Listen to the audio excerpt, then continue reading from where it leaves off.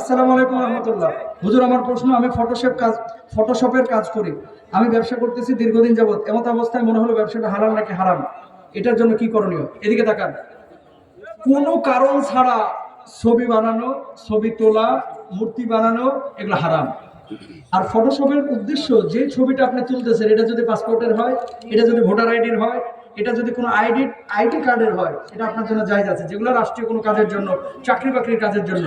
আবার ফটোশপের এরকম কোনো কাজও আছে যে বাইরের আপনারা দায়িত্ব দিচ্ছে যে এই দৃশ্যটা বানায় দাও, এই দরজাটা বানায় দাও, এই জানলাটা বানায় দাও। এরকম যে কাজগুলো আপনারা বাইরে থেকে পান, এই কাজগুলো করা জায়েজ আছে। এখন আপনি বুঝবেন যে ফটোশপের কাজটা আপনি কি কার জন্য করতেছেন, কিসের জন্য করতেছেন। যদি জনস্বার্থে অথবা জরুরির প্রয়োজন হয়, জায়েজ। আর যদি এরকম হয়, একজন ছবি নিয়ে যে গার্লফ্রেন্ডের ছবি দিয়ে বলতেছে এই গার্লফ্রেন্ডের গলার সাথে আমার গলাটারে মিলাইয়া সুন্দর করে একটু মুখটারে মুখ আর ঠোঁটের সাথে ঠোঁট মিলাইয়া একটু একটু কিছু একটু করে দেয়, কথা বুঝেন নাই? কারণ এরকম যদি হয়, এটা হালাল নাকি হারাম, জোরে বলেন তো। এটা বুঝার জন্য তার মুফতি সাহেবের কাছে ফতোয়ার প্রয়োজন হয় না, ঠিক কিনা?